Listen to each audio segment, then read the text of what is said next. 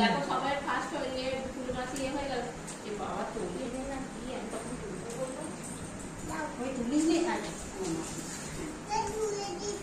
ধুয়ে দিয়েছি হ্যাঁ দুটো খেতে হয় দুটো ছোট ছোট ছোট ছোট ছোট করে দুটো খেতে হয় ওতে অনেক ইয়ে আছে দেখো ছাল আছে সবাই দুটো করে নিয়েছে, মাছটাও নিয়েছি, আমরাও নিয়েছি।